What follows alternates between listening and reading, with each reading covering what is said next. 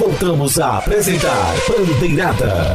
Estamos de volta com Bandeirada, terceiro bloco do nosso programa número 261. Lembrando sempre nossas redes sociais, facebook.com/bandeirada, twitter @pgmbandeirada, nosso canal no YouTube, bit.do/bandeirada, nosso feed bit.ly/rss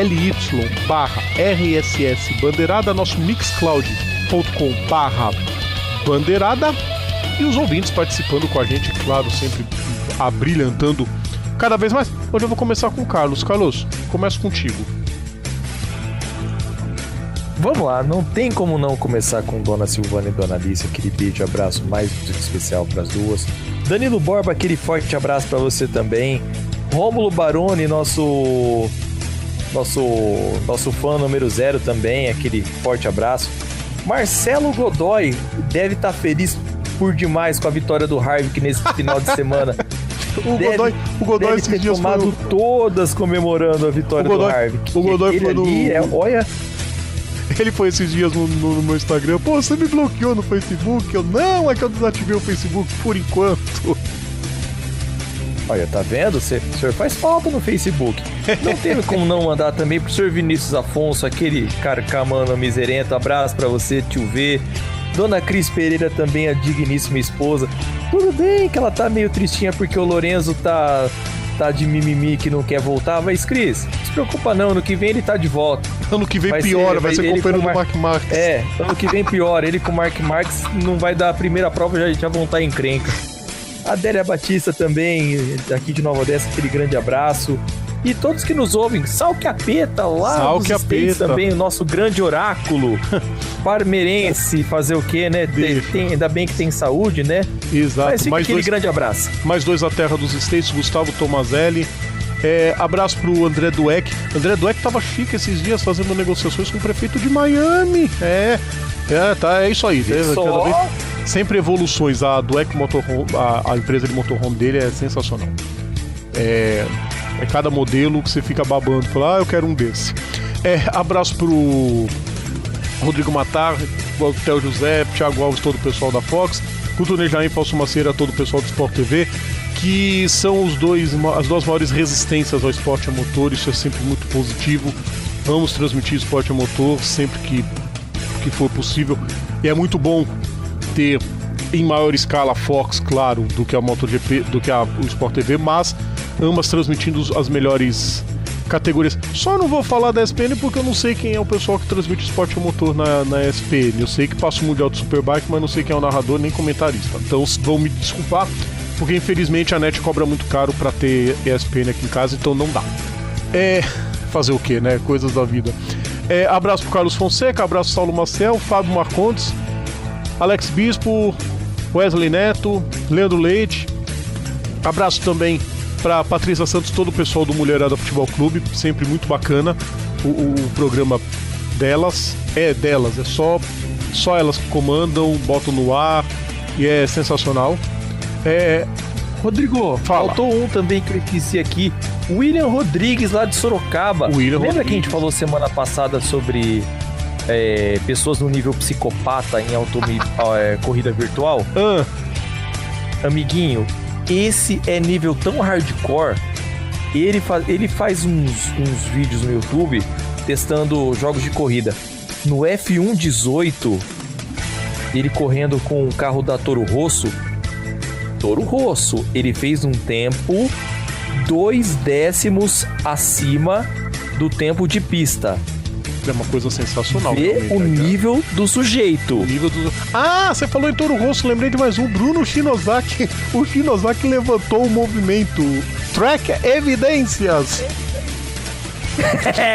Vai explicar pros ouvintes. Evidências, pessoal. Vai explicar pros ouvintes. A Toro Rosso, ela tem, né, ela tá fazendo nesse ano uma playlist de cada prova que vai passando. E geralmente essa playlist fica tocando lá dentro do box, no paddock.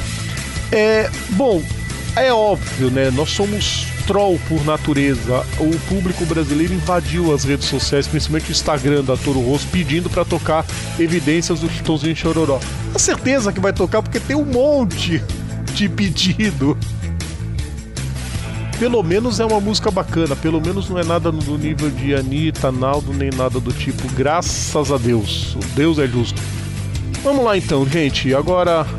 Não, olha, não fala muito não, porque como é a Globo que ajuda aqui, não fala muito alto não, que se bobear, Pablo Vittar cantando o hino esse ano. Não, Deus me livre, não. Nada contra quem goste, mas...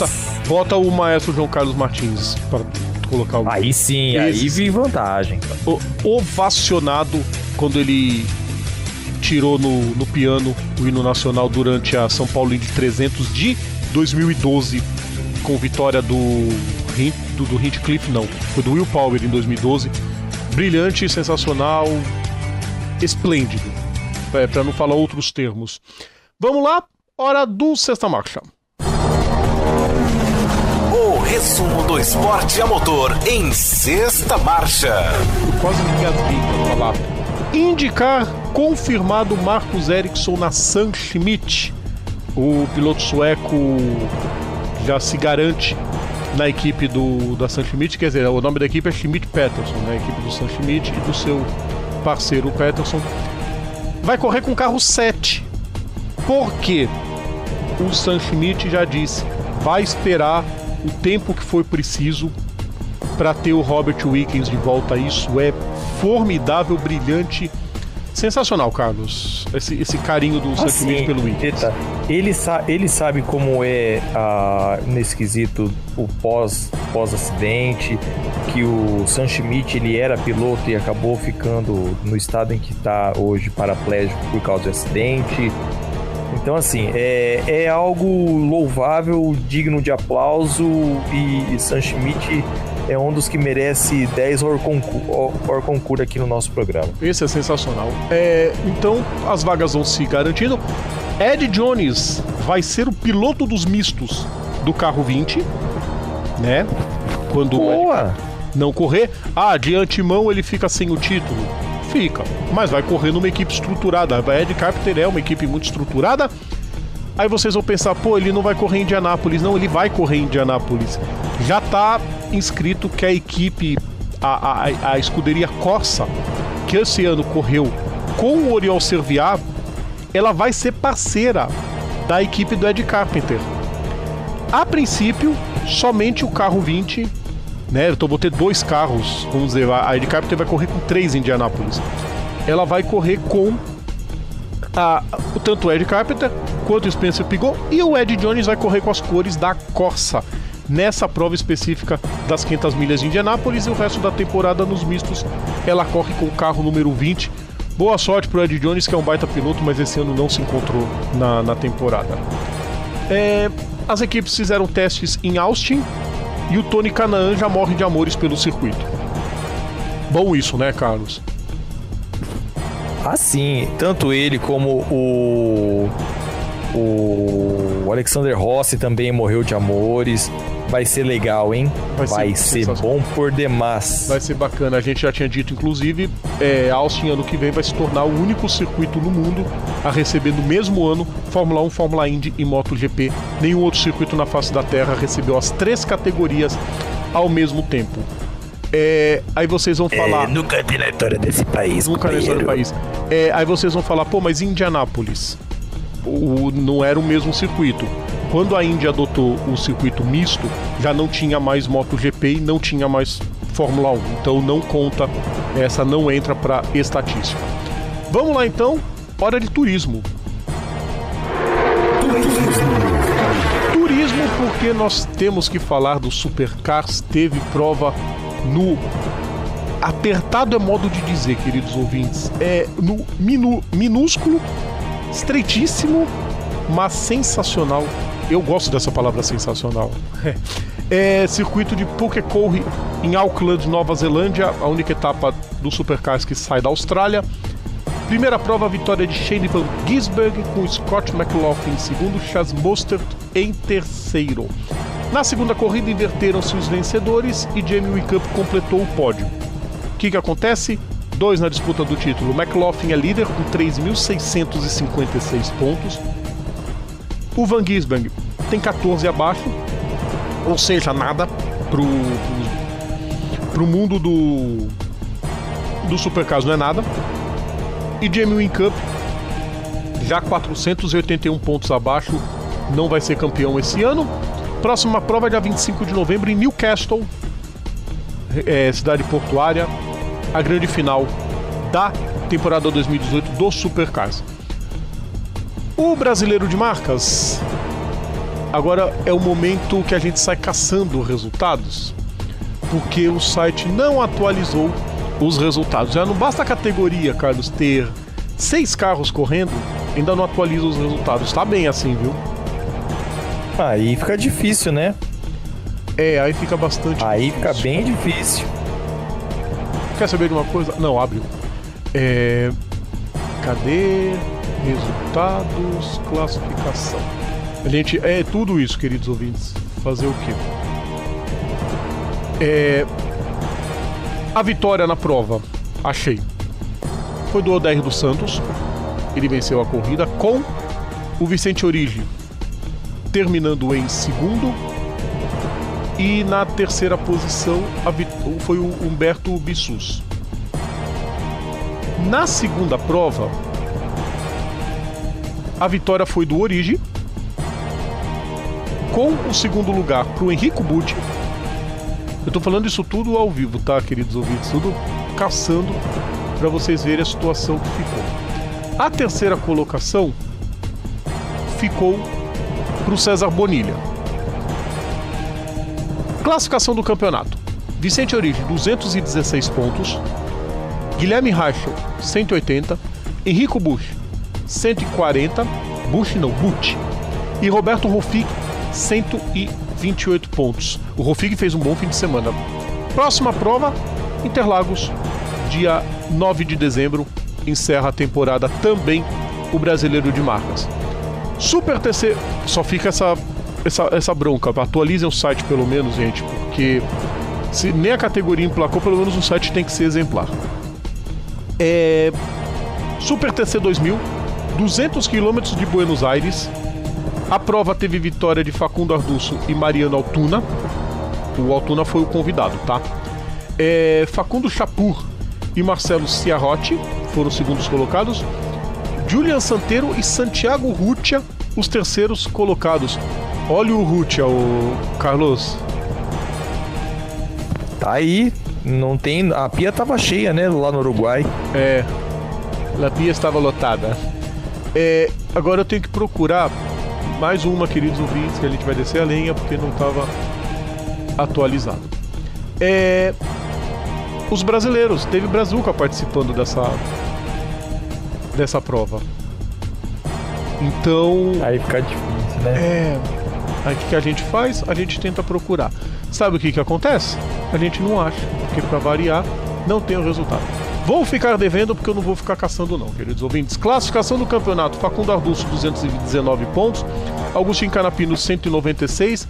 Leonel Pernia, 172. Vai ter decisão entre o Arduço e o Canapino em Córdoba, a grande final da temporada 2018 do Super TC 2000. Dia 25 de novembro tem a decisão da categoria. Eu tenho que falar isso aqui, gente. Quer ver? Fórmula 1. Carlos. Opa! Crise na Ferrari. Ó céus, ó vida, Ó dor. e agora? Quem poderá nos defender? Ninguém. Que tristeza. Saiu uma notícia de que o Arrivabene teria dito que o pessoal na Ferrari é braço curto e que eles têm medo de vencer. Lógico, explodiu a bomba. É por isso que o Arrivabene estão querendo colocar ele na Juventus de Turim, né? Ele tá perdendo cada vez mais espaço. Literalmente Arrivabene, né? Tchau. Hoje ele deu uma declaração em Berlim que ele classificou isso como fake news. Não foi fake news, mas a gente já finge que acredita, né? Tipo o Vampeta no Flamengo, finge que joga, finge que paga.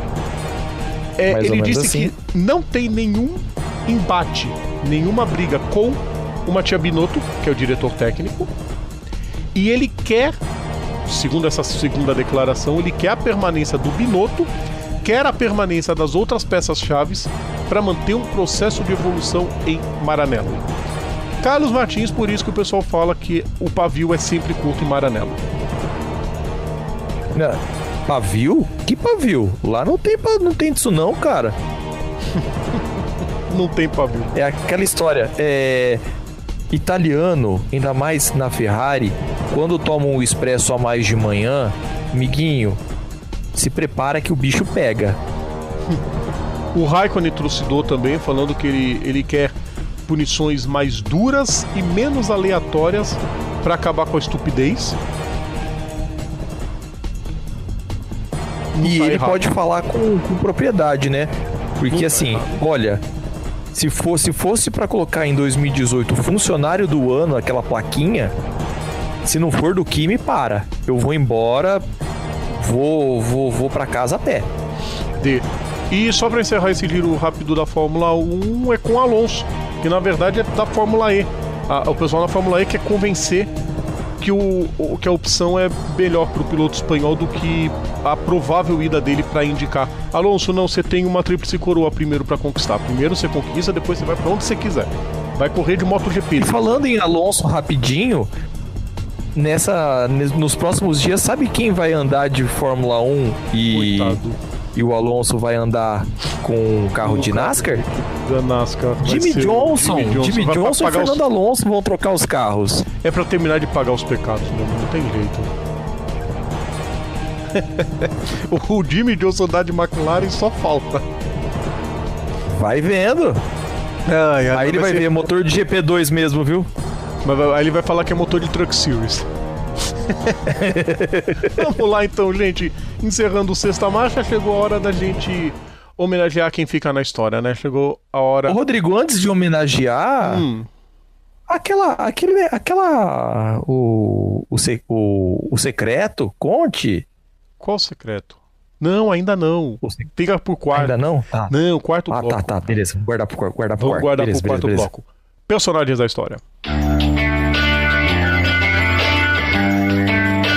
Os grandes nomes do esporte a motor. Agora, no quadro Personagens da História. Personagens da História. Mais um da grande história que o esporte a motor proporciona, porque estamos falando de um cara que esteve na Fórmula 1, foi dono de equipe, ganhou as 24 horas de Le Mans. E você sabe o que também ele fez, o Carlos? Ele virou nome de autódromo. Estamos falando de Louis Rosier, piloto francês, nascido em 1905 e falecido em 1956, vencedor das 24 horas de Le Mans de 50, quando ele correu com a equipe privada, claro, a própria equipe dele, ele e o filho. Não, ali foi família, né? Porque quem tava junto com ele era o filho Jean-Louis Rosier. Era o filho. Tava tudo em casa. Correndo de Talbot, só Talbot, pra completar a festa francesa. E a Talbot foi primeiro e segundo lugar, tá? Aliás, essa prova foi engraçada, essa prova de 50, que só teve 6 nacionalidades correndo. Eram só franceses, britânicos, americanos, holandeses e belgas, 5. Então, tá ótimo, né? O Rosier correu na Fórmula 1, foram 38 participações na Fórmula 1. Coincidentemente, ele não correu nenhuma vez as 500 milhas de Indianápolis, né? Quando alguns se aventuravam indo lá pro outro lado da Europa. Melhores resultados dele vieram no ano de 50, quando ele corria com o carro da Talbot, né? Ele meio que variou entre entradas, que antigamente você pegava, se inscrevia e ia correr, né? Tanto com a equipe dele, a Rosier, quanto pela Automobile Talbot e quanto pela equipe do Charles Pozzi. Ele conseguiu pela Talbot 2 terceiros lugares na Suíça e na Bélgica, né? Foi tanto em Spa quanto em Bremgarten. Também teve um quinto lugar em Silverstone, primeira prova da Fórmula 1, um quarto na Itália, em Monza, e depois veio outro quarto na Bélgica em 51, um quinto lugar na Alemanha em 56, e foi só o que ele conseguiu na Fórmula 1. Bom, não precisamos falar o que ele conseguiu, a brilhante vitória em Le Mans. Ele ganhou o GP de Spa-Francorchamps em 49 também, Carlos. E... Bom, e também foi dono de equipe, né? Você viu a listinha de pilotos que correram para ele? Sim, só nominho Cavalar. Só nomes Cavalar correu pela Écurie Rosier. Henri Louvaux, Louis Chiron, Maurice Trintignant, André Simon, Robert Manzo. Sensacional. Sim, só nominho bom, só nominho parrudo. Aí eu falei do circuito, né? O circuito Louis Rosier, que é o circuito de Clermont-Ferrand, que é o Charade Race Track, que é o circuito de Clermont-Ferrand, que leva o nome dele e do filho, né? Sim.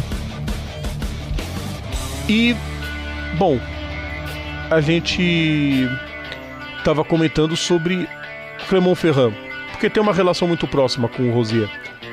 Ele é dono de uma concessionária, de uma concessionária Renault, que é uma das maiores da França. Que acabou... não existe hoje. Não, peraí, dealership, o que significa? Queridos ouvintes, programa ao vivo é assim mesmo. A gente vai procurar exatamente para passar a informação correta para vocês. Concessionário, eu não tô ficando tão louco. Ele era representante, vou te explicar, Rodrigo. Ele era representante da Renault e ele conseguiu autorização baseado na plataforma do Renault 4CV, que era primo do 2CV da Citroën, que no caso, na época, a Renault, a Citroën e a Peugeot era um conglomerado. Aí depois que ficou só a Citroën e a Peugeot como o grupo PSA.